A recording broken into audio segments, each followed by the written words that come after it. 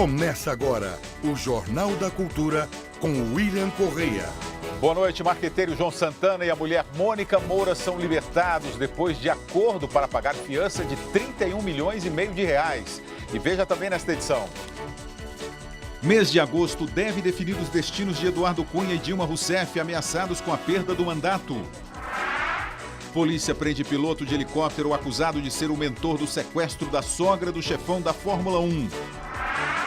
Ajuste das contas do governo abre discussão sobre o fim da estabilidade de emprego dos servidores públicos. Sou contra a estabilidade quando ele se acomoda. Entra em vigor este mês resolução que facilita aos brasileiros obter dupla cidadania. Pela primeira vez, os Estados Unidos bombardeiam os terroristas do ISIS na Líbia. Astros do basquete americano vão ficar isolados em transatlântico à prova de balas durante a Olimpíada. Em resposta a Marco Antônio Villa, ex-senador Eduardo Suplicy mostra lei de sua autoria aprovada no Congresso e canta.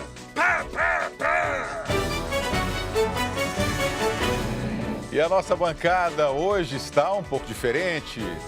Temos a presença do filósofo Mário Sérgio Cortella e do historiador Marco Antônio Villa.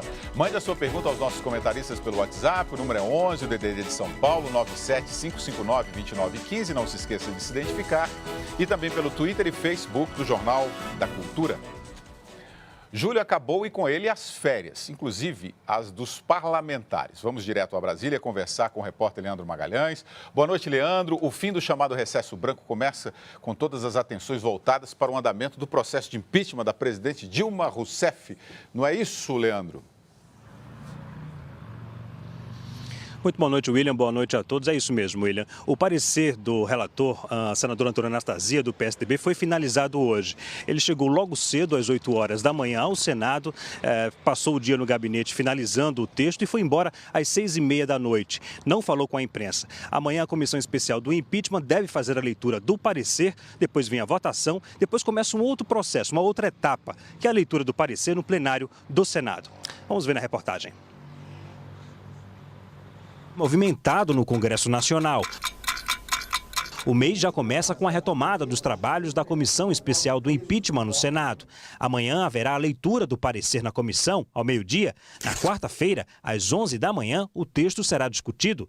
No dia seguinte, no mesmo horário, está programada a votação entre os membros da Comissão Especial.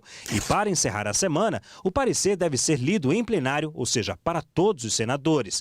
Na terça-feira que vem, dia 9, começa a fase intermediária do processo, com votação em plenário. A decisão final, segundo estimativa do Supremo Tribunal Federal, deve ocorrer no dia 29. Hoje, o relator do processo, o senador Antônia Anastasia, não quis conversar com a imprensa.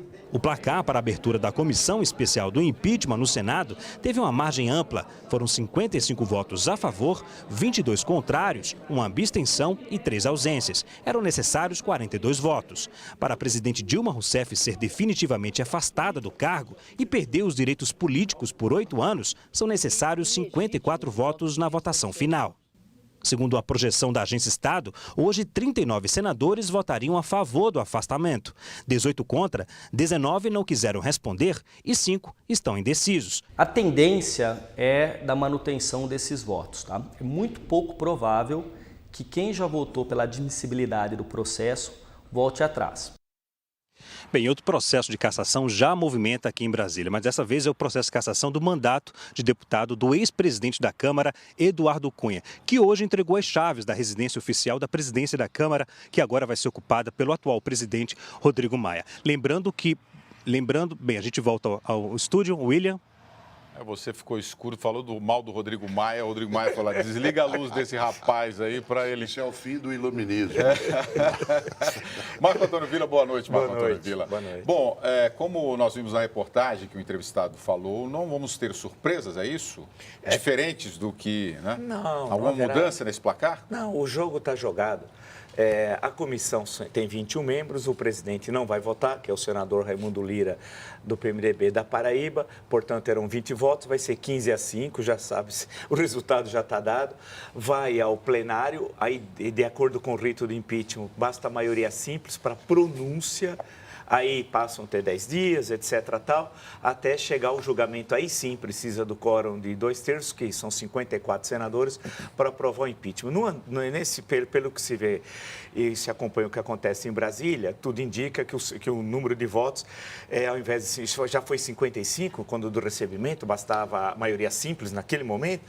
Então, indica-se que deve ter em torno de 59 votos a 61, portanto, bem acima do quórum de 54. Agora, todo esse rito é muito longo, cansativo, porque, primeiro, nós não temos uma lei do impeachment para a Constituição de 1988. A lei aplicada é a Lei 1079, de 10 de abril de 1950, ela é para a Constituição de 46. Ela é considerada recebida pela Constituição de 88, parte dela. Então, é uma conjunção do Código de Processo Penal, da Constituição, da Lei 1079, e esse rito foi estabelecido, como nós já falamos algumas vezes aqui, em 1992, quando no impeachment do então presidente Fernando Collor, o rito foi feito por Celso de Mello, o Senado incorporou e esse rito foi adotado em 92. Com pouquíssimas modificações, ele foi adotado agora em 2016 e parte dele, na minha leitura, está absolutamente errado, como, por exemplo, não cabe ao Senado votar se recebe ou não o processo. Isso não está escrito na Constituição. Leio, o artigo 51 diz: cabe privativamente à Câmara autorizar a abertura do processo de impeachment e cabe privativamente ao Senado processar e julgar. Portanto, não há nenhuma linha, nenhuma palavra que cabe votar antes. Mas, infelizmente, é isso que foi adotado, o processo se alongou, mas tudo indica que será votado na última semana de agosto. Mário Sérgio Cortella, boa noite. Boa noite. Você vê um placar amplo aí pela admissibilidade ou será justo? Eu acho que é isso que o Vila falou, quer dizer, quando Dilma entrar, por exemplo, na fase final desse julgamento, é como se você estivesse sentado no Coliseu com o placar já mostrando Leões 1, Cristão 0. Né? Não precisa, né, o espetáculo para que se tenha essa clareza. Afinal, é um julgamento político, seja a presidente colocada de novo na presidência, seja ela afastada de modo mais definitivo, sempre é um julgamento político. Pode-se falar de elementos técnicos dentro disso, mas o movimento é de natureza política. Onde ele não pode ser político? No Supremo Tribunal Federal. Isto é, nas instâncias que têm, né, a legislação como sendo sua única amarra. É óbvio que a nossa Casa Legislativa também tem a legislação, mas ela tem outros movimentos, outras composições.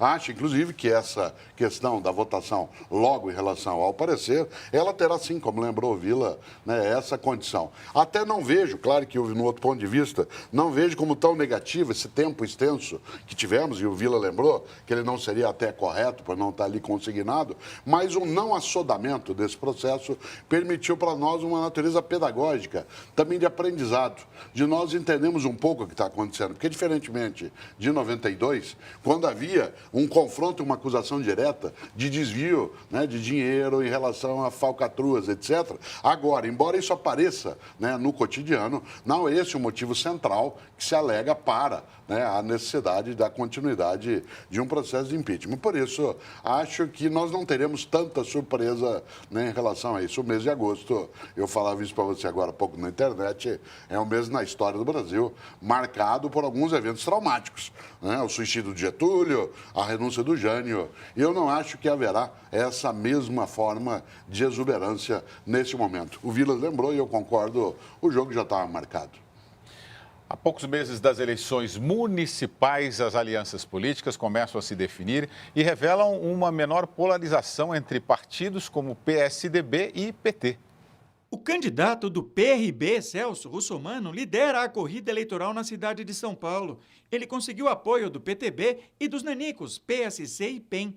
Terá 2 minutos e 10 segundos em cada bloco do horário eleitoral gratuito. Gostaríamos de ter mais tempo, mas é um tempo suficiente para transmitir o nosso recado, transmitir a nossa proposta de governo para o eleitor. A segunda colocada na corrida eleitoral em São Paulo, Marta Suplicy, do PMDB, se aliou ao PSD de Andréa Matarazzo. Os dois partidos tentam criar uma nova força política no Brasil para quebrar a hegemonia de PSDB e PT. Os tucanos apostam em uma chapa puro sangue em São Paulo. João Dória Júnior fechou uma coligação ampla com outros 11 partidos, mas não negociou o cargo de vice, que ficou com Bruno Covas. O PT trabalha para reeleger Fernando Haddad. O partido rompeu com o PMDB e vai concorrer com o apoio do PDT, PR, PCdoB e PROS. Abalado por sucessivos escândalos, o PT deve ter candidatura própria em 20 das 26 capitais brasileiras. O PSDB ainda espera o final das convenções para definir as candidaturas nas capitais. O que ocorre com as alianças reflete a vontade do eleitor. Um levantamento da Fundação Getúlio Vargas, com base em dados das redes sociais, mostra o aumento dos eleitores que se declaram independentes e que não se sentem representados pelo PT nem pelo PSDB, as legendas que até então marcaram o cenário político. Dessa forma, resta aos partidos o isolamento ou a coligação com quem era sempre deixado de lado. As coligações também favorecem as eleições proporcionais. Quanto maior é o número de votos que essas alianças recebem, maior é o número de vereadores que elas elegem às câmaras municipais em todo o Brasil. E essa regra também vale para as eleições a deputado federal e estadual. Em boa parte, graças às coligações, o número de partidos não para de crescer no Brasil. A reforma política em tramitação no Congresso quer impedir as coligações nas eleições proporcionais e implantar a cláusula de barreira. Os partidos precisariam obter um número mínimo de votos para conquistar uma cadeira no parlamento. O lado positivo é que você diminui os partidos que são usados apenas para negócios. O lado negativo é que você dificulta o surgimento de novos partidos que, ocasionalmente, podem representar uma minoria da população. O problema, Cortella, é o número excessivo de partidos? Eu acho que, por exemplo, você pega a nação norte-americana, ela tem um número imenso de partidos. É que aquilo que, de fato, joga o jogo, está jogando, né? Que é o Partido Republicano e o Partido Democrata. A questão não é apenas o número de partidos, é como que, na ausência de uma reforma política que cada vez tarda mais, esses partidos têm uma presença, inclusive aqueles que servem, como foi dito, para aluguel, têm uma presença excessiva nessas composições. Não é algo necessariamente direto que se vai dizer, não, mas um partido pequeno tem que ter proteção. Quando o PT, por exemplo, a pegar o partido que estava, né, dentro desse circuito aqui analisado junto com o PSDB, quando ele nasce em 1979, ele é um partido pequeno. Ele não tinha representação. Algumas pessoas vieram do PMDB, como o caso, né, do senador Eduardo Suplicy, e outros se juntaram de outros grupos e aí houve um crescimento. O mesmo valeu em relação às agremiações. Portanto, não acho que é um número excessivo que seja a questão. É a maneira como se admite que essas composições se deem, é que ela acaba manchando um pouco o que seria, né, uma natureza muito mais democrática de um processo que não se coloque apenas no balcão de negócios. O Johnny Rock aqui, Vila, pelo Twitter, ainda bem que essa polarização PT-PSDB está acabando, até porque são muito diferentes, são esquerda e esquerda. As candidaturas aqui em São Paulo, Vila, PT, PSDB e PMDB estão em lados opostos. Isso ou é muito cedo para a gente discutir isso, ou isso é que vai caracterizar na próxima eleição para a presidência da República?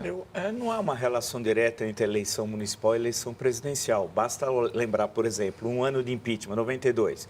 Quem ganhou aqui? Paulo Maluf. Quem ganhou em 94 a eleição? Fernando Henrique Cardoso, que em 92 sequer era pré-candidato a presidente. Em 92, no momento da eleição municipal, ele era ministro das Relações Exteriores e nem pensava ir para a Fazenda, muito menos sair o Plano Real e ser candidato a presidente.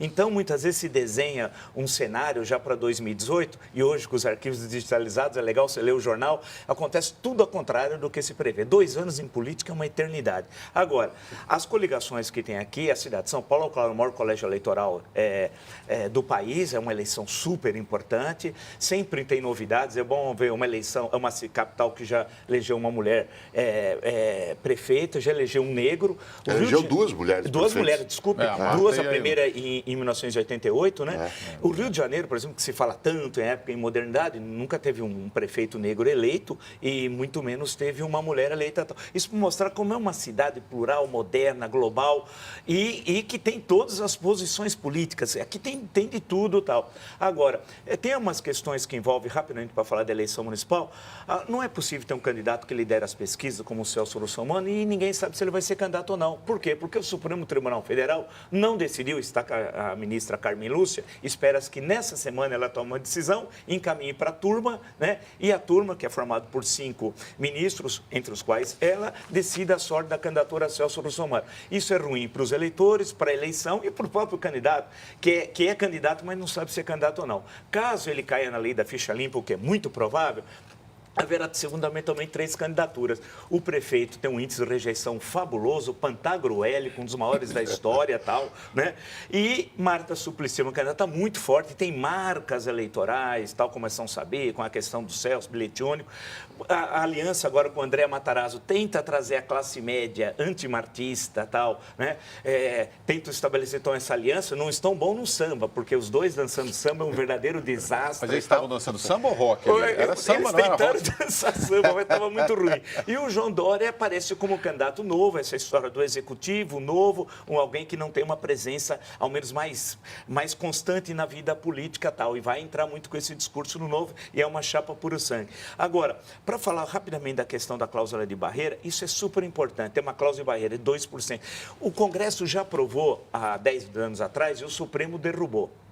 Dessa vez, o Congresso, presumo, vai fazer uma lei direitinho para que não tenha problemas de inconstitucionalidade, tal qual o Supremo argumentou. E o fim das coligações também é extremamente importante. Agora, não basta isso. Quer dizer, isso ajuda, melhora a política. As pessoas não se sentem representadas nos partidos políticos. A República está destruída, carcomida. Esse sistema político não serve para nada, a não ser para manter uma estrutura em que o cidadão não se sente representado. O voto distrital é que é mais importante ainda do que a cláusula de barreira, do que o fim das coligações, fundamental. E voto distrital que abre condições para a candidatura avulsa. A questão da candidatura avulsa é essencial. O que é uma candidatura avulsa? Qualquer um de nós 3 aqui, sem filiação partidária, podemos ser candidato. E se enfraquece partido, como diz alguns? Não. O sujeito é candidato com um X número de eleitores do distrito que diz que ele pode ser candidato, ele se apresenta. Nós precisamos criar mecanismos que quebre o cartório representado pelos partidos políticos, que são os senhores dos bairros, dos distritos, dos estados. Nós precisamos dar liberdade ao cidadão. Essa república que está aí não serve. Quero acrescentar algo ao que o Vila dizia, além, né, claro, das candidaturas aqui levantadas, né, dentro da cidade de São Paulo, não porque São Paulo seja exclusivo, mas Luiz Erundina. E Luiz Erundina tem um peso também nessa trajetória, porque já foi prefeita, está vinculada a um nome histórico que não tem nenhum tipo de acusação em relação àquilo que ferve dentro da apodrecida república, como lembrou o Vila, e nós temos uma situação que é inédita, um prefeito que se candidata e que já era prefeito, uma ex-prefeita e uma outra ex-prefeita. Portanto, nós temos 3 pessoas com experiência, né, dentro da gestão. E os 3 com passagem pelo PT também.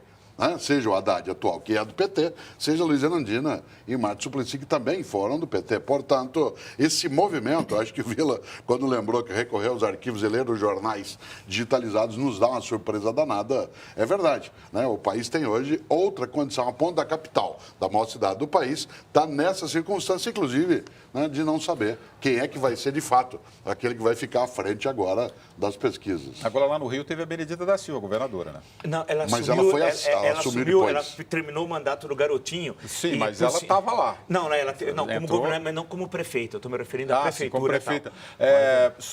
O Cortella disse algo aqui, que são 3 prefeitos, ex-prefeitos. Isso. Né? Não, um prefeito atual e 2 ex-prefeitos. Isso mostra que são sempre os mesmos. Isso é bom ou ruim?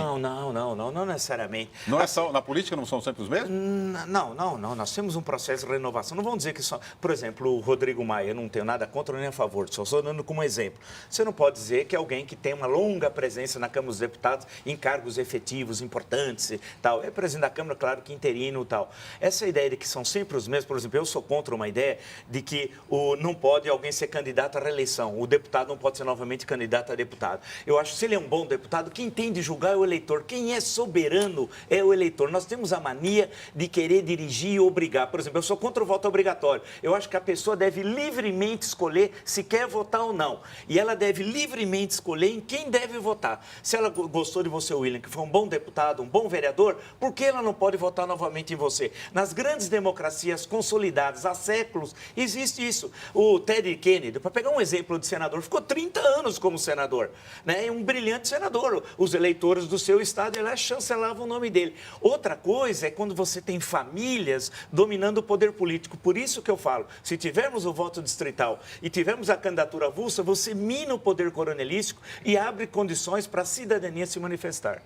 Não acho que sejam sempre os mesmos, mas existe, claro, um certo perfil de quem já estava nesse processo. Por exemplo, nessa eleição em São Paulo, nós não teremos Emael Né? Portanto, não vai ter o Aerotrem discutindo de novo, às vezes é no governo, às vezes é na prefeitura. Tem algumas coisas que são um pouco folclóricas, né, em relação a isso. Acho que, independentemente do perfil que as pessoas queiram, né, dos seus candidatos, há uma composição bastante forte nessa eleição em São Paulo e a disputa vai ser muito boa. E uma eleição muito curta, uma última, desculpe a extensão da intervenção, William, e uma eleição a mais curta de todas a história. Vai ter uns 40 dias lá, cerca de 40 dias de propaganda, muito pouco tempo, né? Eu acho que esse negócio de querer diminuir a campanha eleitoral, para alguns acham que é bom, tal, não.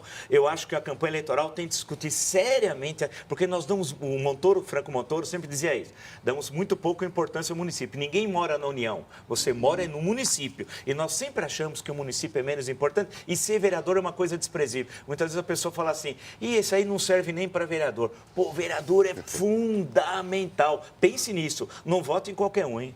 A seguir, João Santana e Mônica Moura saem da prisão depois de acertar pagamento milionário de fiança.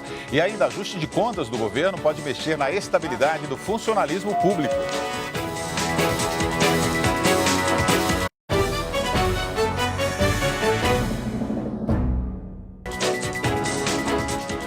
Operação Lava Jato, o juiz Sérgio Moro mandou soltar o ex-marqueteiro do PT, João Santana, e a mulher dele, empresária Mônica Moura. Os dois terão que pagar fiança de mais de 30 milhões de reais. Primeiro, o juiz Sérgio Moro mandou soltar a empresária Mônica Moura, que é a sócia do marido. Depois, o advogado do casal conseguiu que João Santana também fosse libertado.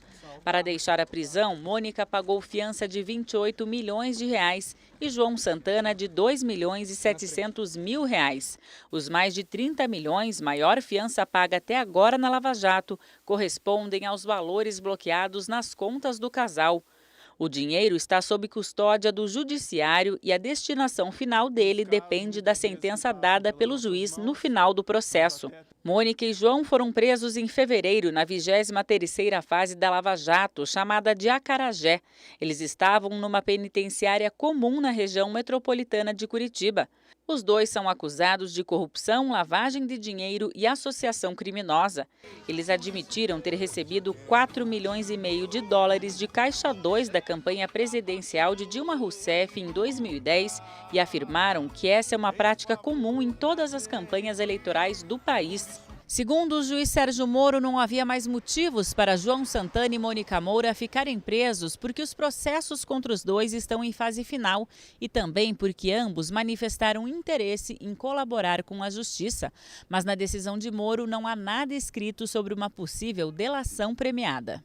Agora, o casal terá que cumprir medidas restritivas. Eles não podem deixar o país e nem manter contato com outros acusados ou investigados na operação.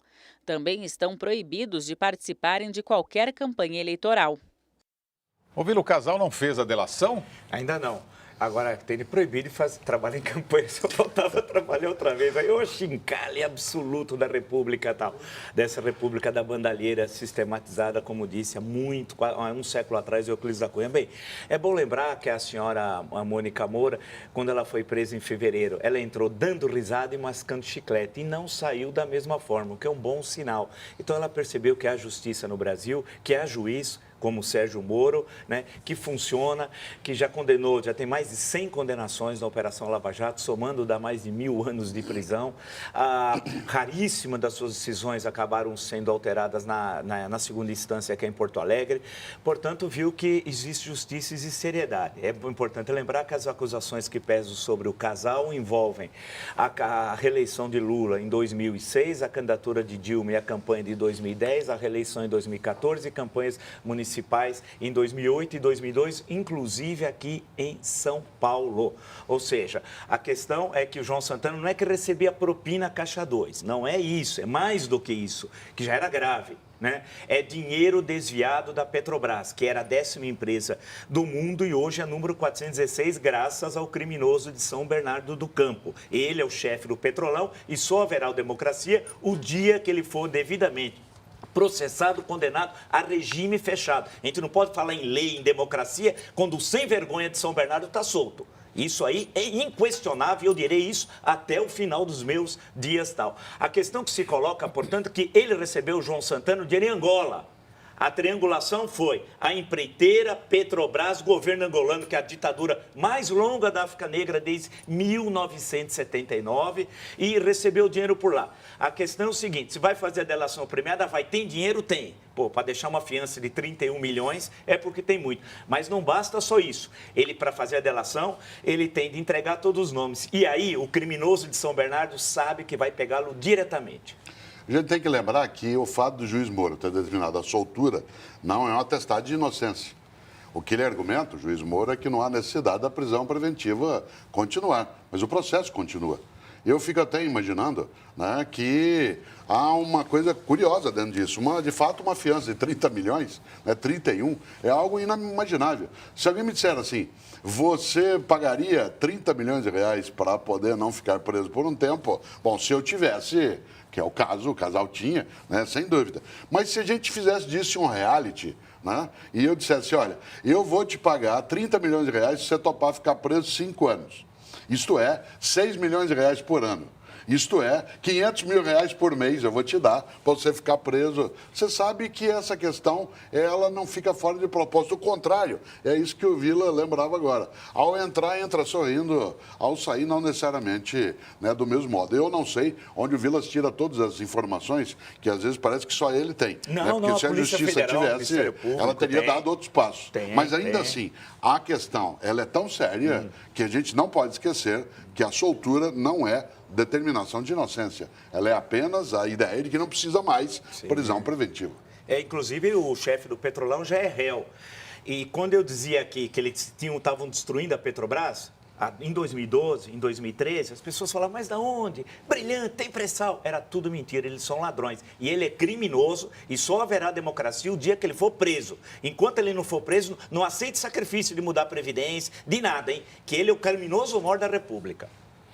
O Ministério Público Federal de São Paulo denunciou hoje o ex-ministro do Planejamento, Paulo Bernardo, do PT e mais 19 pessoas na Operação Custo Brasil, desdobramento da Lava Jato. Segundo os procuradores, Paulo Bernardo seria o patrono da organização criminosa.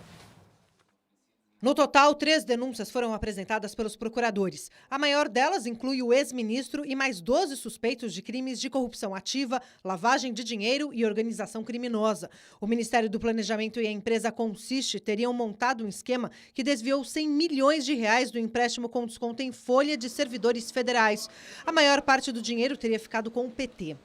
As investigações dividiram os alvos em grupos. O primeiro é formado por agentes políticos, o segundo por agentes públicos e o outro pela Consiste, parceiros da empresa. O senhor Paulo Bernardo, ele oficialmente não aparece nesse processo. Até porque, para não vinculá-lo formalmente, ele fica sempre atuando por meio de interpostas pessoas. Se a justiça acatar a denúncia, os envolvidos se tornam réus no processo. A defesa de Paulo Bernardo disse que seu cliente não tem envolvimento com os fatos apresentados na denúncia. A empresa Consiste informou que o processo corre em segredo de justiça e não quis comentar as acusações. Cortella.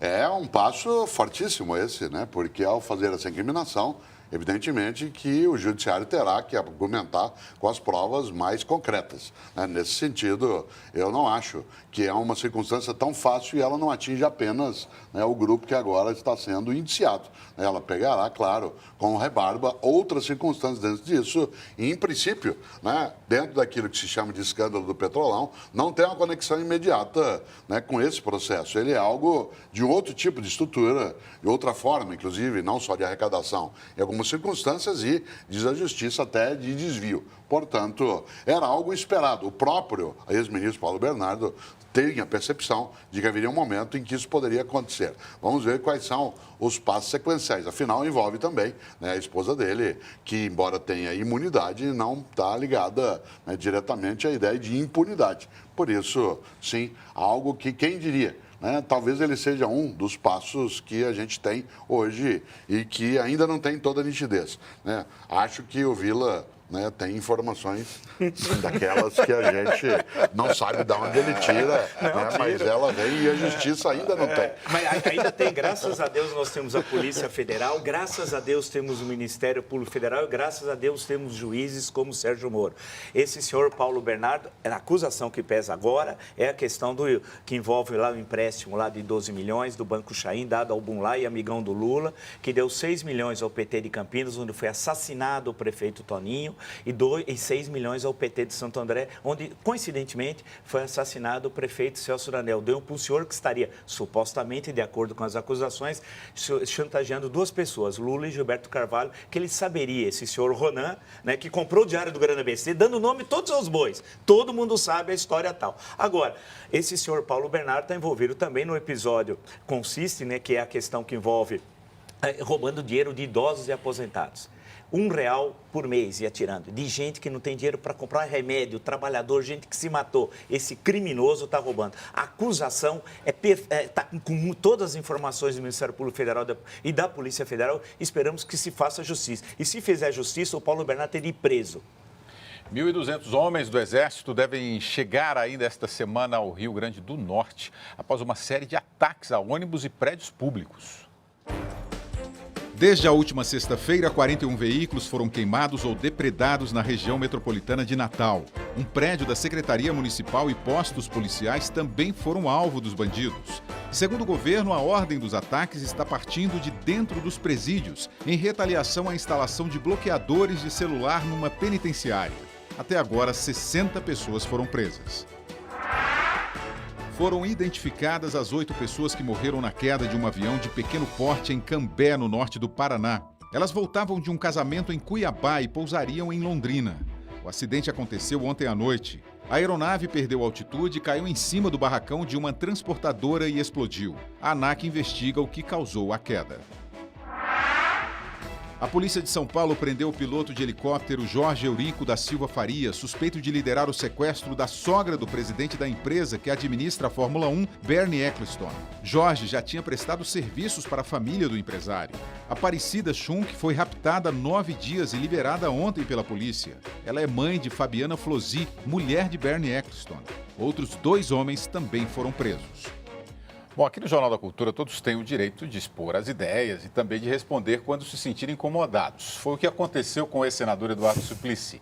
Na semana passada, Suplicy foi detido por se jogar no chão em uma reintegração de posse na capital paulista. Ao comentar o episódio, o comentarista Marco Antônio Villa, que está na bancada aqui hoje, disse que o político não aprovou uma lei sequer em vários mandatos. Será mesmo? A semana passada, eu dei carona para o ex-senador na gravação do Giro, programa que eu faço para a plataforma digital da TV Cultura, e ele te mandou uma resposta, viu, Villa? Vamos ouvir lá. Que bom, vamos lá. Após receber ordem dos oficiais de justiça para desobstruir a via, o ex-senador foi carregado por PMs e levado à delegacia. Ao comentar a notícia, Villa alfinetou. É um marqueteiro. Ele ficou 24 anos no Senado, não aprovou uma lei. Uma lei! Uma sequer. Ele quis durante 5 anos ser recebido para Dilma, ela não recebeu. Humilhou. Dias depois, em entrevista ao Giro com William Correia, que vai ao ar amanhã no YouTube a partir das 11 horas, Suplicy rebateu a crítica de Villa. O senhor acha que ele foi injusto com o senhor? Eu quero aqui enviar a ele, Marco Antônio Villa, com uma dedicatória muito bem, o meu livro aí, Renda Villa. de Cidadania, para que ele saiba toda a história de como eu tive a felicidade de conseguir aprovar a lei que instituirá por etapas no Brasil a renda básica de cidadania. E é importante que ele aqui conheça que aquilo que é hoje o programa Bolsa Família resultou de todo o diálogo e a reflexão a respeito do programa de garantia de renda mínima que eu apresentei em abril de 91. Depois cantou a mesma música dos Racionais que declamou há 9 anos no Senado. Agora, senador, para a gente encerrar o nosso giro, eu vou pedir para o senhor, isso é pedido não só meu, como do Marco Antônio Villa, do Ayrton Soares, que o senhor cante. Não olhar para trás, dizer ao crime nunca mais. Minha verdade foi outra, não dá mais tempo para mais nada. Pá, pá, Pois sua infância não foi um mar de rosas, não. Na FEBEM, lembranças dolorosas então. Sim, ganhar dinheiro, ficar rico, enfim. Muitos morreram sim, sonhando... Vila, aqui ó, eu prometi pro senador te entregar. Muito obrigado. O senador também mandou para você aqui os projetos de lei, as emendas que ele apresentou em 2007, 2014. Muito obrigado. Tudo entregue para você. Agradeço. É a segunda vez ou terceira que eu ganhei o livro do senador, do ex-senador. Agradeço muito. Eu acho que a única identidade que eu tenho com o Suplicy é que nós somos santistas, né? É a única identidade. De resto, fazer o quê? Ele canta, eu tenho minhas opiniões, ele tem as dele, a democracia assim e a vida segue, né? Muito bem, isso é democracia. Nossa, isso é uma beleza. Né? Eu também sou santista, então já deu aqui a possibilidade. Se você fosse, daria formação de quadrilha. Não, mas ele torce para o Cruzeiro, que, se não me engano, ganhou do Santos, né? Não, ao contrário, não deu tempo. Né? Ó, deu para perceber que a entrevista com o ex-senador Eduardo Suplicy está muito interessante. Amanhã você pode assisti-la na íntegra, a partir das 11 horas no YouTube, no Giro, comigo, né? Claro. Em instantes, Estados Unidos bombardeiam o grupo ISIS em área de petróleo na Líbia. E ainda, nova regra facilita o pedido de dupla cidadania.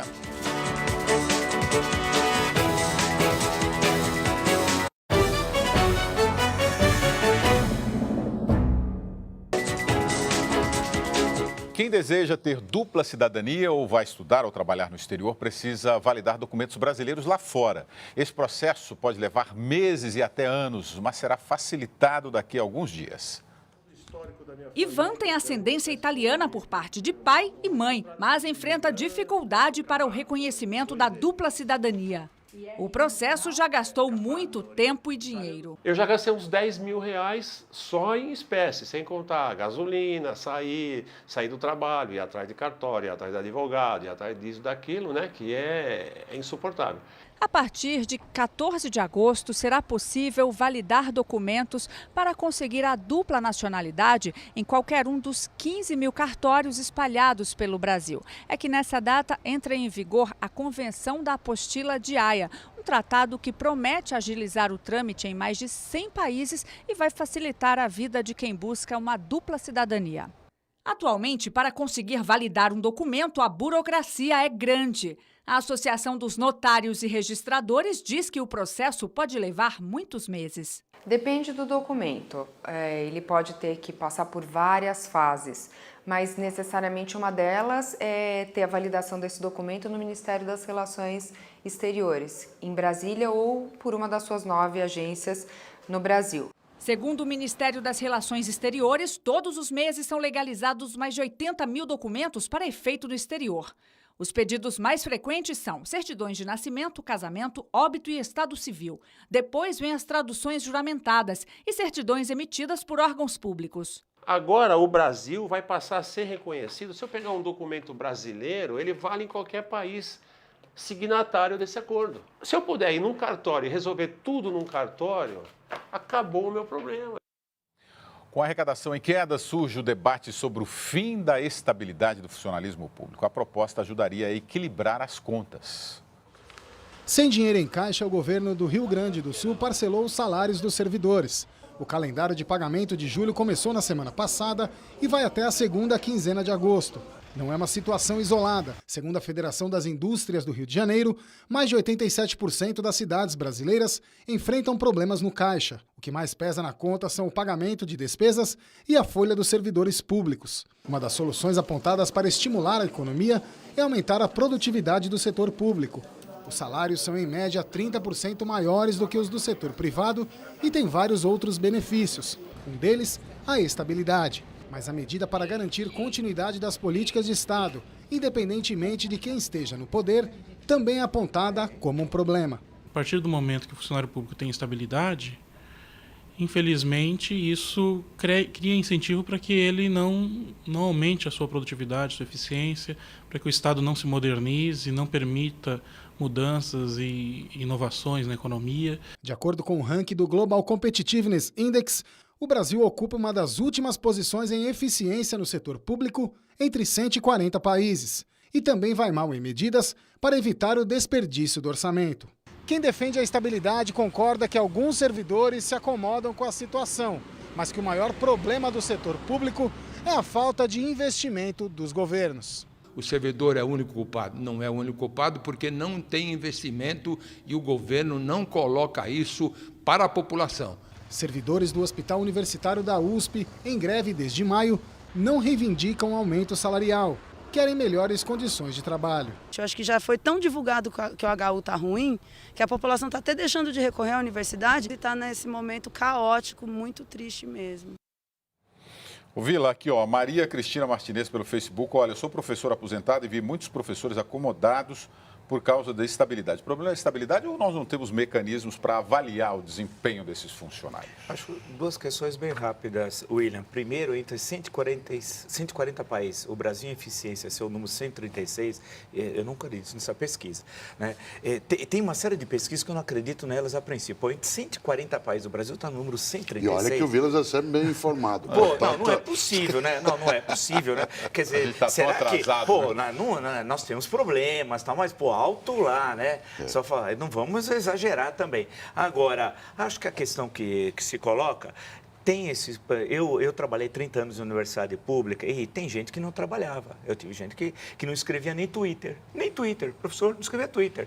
Que cansava. Não vou falar Telegram, porque ninguém mais usa Telegrama hoje e tal, né? Então, tem de ter mecanismos de avaliação constante. Mas não aquelas coisas falsas, pro forma, a cada 3 anos faz um relatório e o chefe do departamento, eu fui chefe em 2 universidades, vai lá, se carimba e segue, porque ninguém quer avaliar coisa alguma. Então, tem uma avaliação externa. Tem de ser assim. Nós temos que destruir o corporativismo. O Brasil é corporativo. O Estado Novo, que eu sempre digo, o Estado Novo não acabou no Brasil. Nós vivemos ainda com a ideia do corporativo do Estado Novo. Tem de ser avaliação externa e séria. E tem de ter punição para aquele que não publica e para aquele que não trabalha. Isso eu estou falando especificamente no caso da docência, não em outras áreas do serviço público e tal.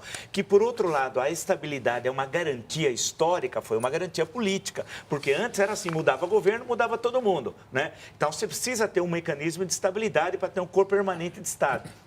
Porém, é condição indispensável um mecanismo de avaliação externa e no caso do funcionário, estou falando do caso dos docentes, que as outras áreas também têm sua complexidade e sua especificidade. Tem de ter, no caso do sujeito que não trabalha, a devida punição e no caso que comprovar que ele não cumpriu o que era necessário para avaliação em 3 anos, por exemplo, ele ser demitido. Isso tem de ocorrer, ou seja, tem de ser igual funcionário público, tem de ser igual funcionário da esfera da empresa privada.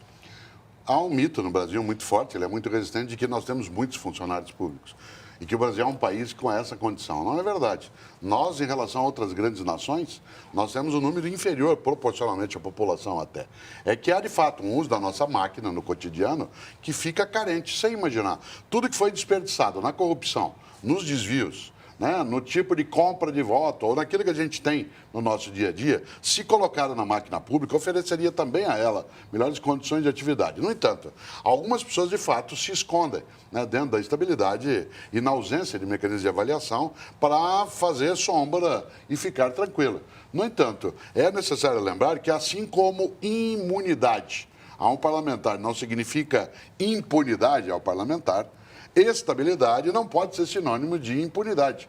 Quem não for eficiente, não cumprir processo de trabalho, não estiver dentro do seu horário, não ter a sua carga de trabalho estruturada e cumprida, deveria ter alguma consequência que nós ainda não temos. Algumas áreas têm. No nível superior a gente é avaliado, né? Mas você tem outras estruturas onde isso não acontece. Por isso, não acho que a estabilidade é o problema, porque isso suporia, né, que a gente, se der a condição de proteção republicana, as pessoas elas vão desviar. Não é isso. É um pouco mais sério. No meu entender, é uma questão de avaliação e possibilidade de fazer a máquina funcionar melhor. O Gil aqui de São Paulo está dizendo que os verdadeiros servidores são criativos e empenhados. Estados Unidos bombardearam pela primeira vez o grupo ISIS na Líbia.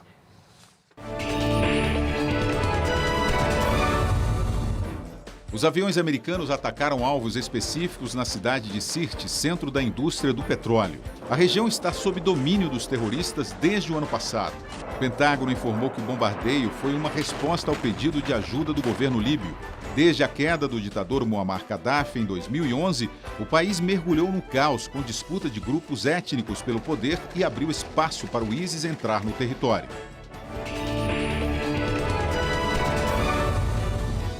Um helicóptero russo foi derrubado pelos rebeldes que lutam contra o governo do presidente Bashar al-Assad. A aeronave tinha levado ajuda humanitária para Alepo. Pelo menos 5 pessoas morreram. Desde a semana passada, a região está sob intenso ataque aéreo das tropas síria e russa. 250 mil moradores estão sitiados. Na sexta-feira, o governo de Moscou anunciou a criação de um corredor humanitário para a retirada dos civis.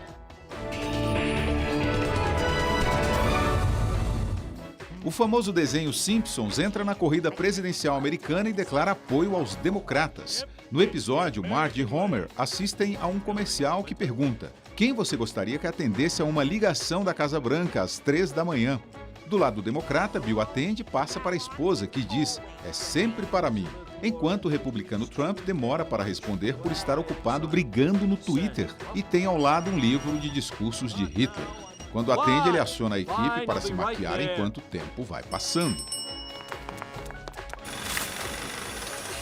Diante da TV, Marge cobra uma decisão de Homer e ele faz a opção pelos democratas. Veja daqui a pouco as novidades dos Jogos do Rio de Janeiro. O basquete americano dispensa a Vila Olímpica e vai ficar num transatlântico.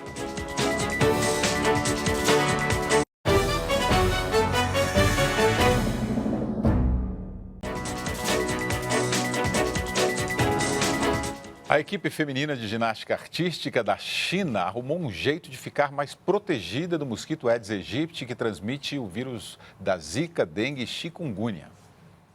As atletas postaram fotos em rede social dessas cabanas de telas parecidas com mosquiteiros, onde elas vão dormir na Vila Olímpica.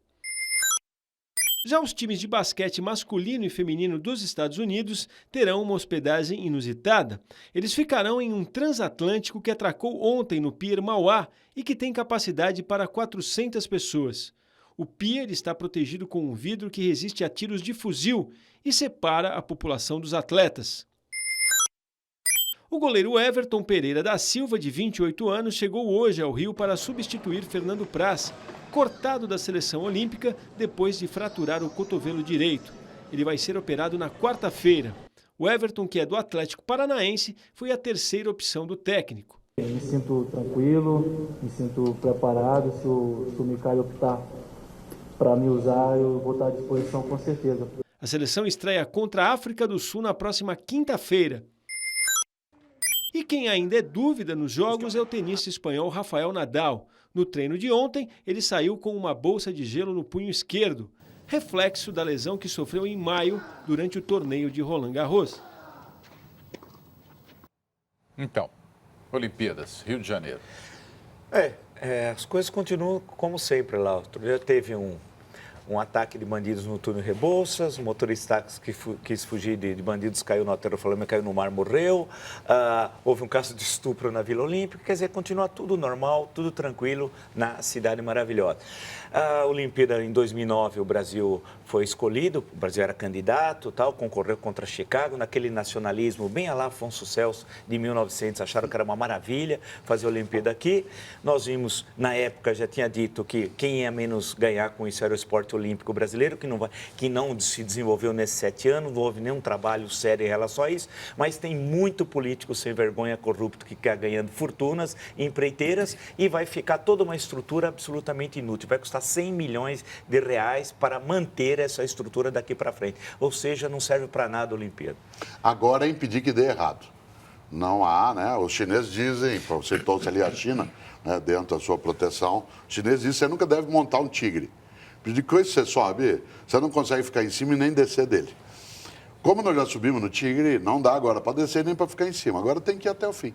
E eu acho que a gente pode, claro, ter uma surpresa até positiva em relação a isso, mas também tem essas mesmas avaliações, né, que o Vila. Eu acho que a decisão tomada, ela assodou. Nós estávamos num momento de crescimento, o país, todo mundo comprando coisa, carro, de repente, parecia um grande negócio. Acho que não o é, mas, né, isso nós vamos ver em breve. Muito bem. Mário Sérgio Cortella, muito obrigado pela participação hoje no Jornal da Cultura. O jornal mais calmo hoje. Bem mais calmo. É porque eu dei um calmante para o Marco Antônio Vieira. Não, nós somos Foi em a canção lugar. do Eduardo Suplicy. Foi também, verdade. E no nosso Boa Noite, vamos ouvir um pouco mais do ex-senador Eduardo Suplicy cantando Racionais. Aliás, uma pesquisa da Universidade de Harvard constatou que quem se arrepia ouvindo música tem os sentidos auditivos mais apurados. Metade da população mundial sente esse arrepio ao escutar uma canção. Inscreva-se no nosso canal no YouTube e tenha acesso a todo o conteúdo do Jornal da Cultura. Anote aí youtube.com.br/jornalismo TV Cultura. Eu vou ver, é claro, se o Vila vai arrepiar. Amanhã eu falo para vocês se ele arrepiou com a canção do Eduardo Suplicy. Boa noite e até amanhã.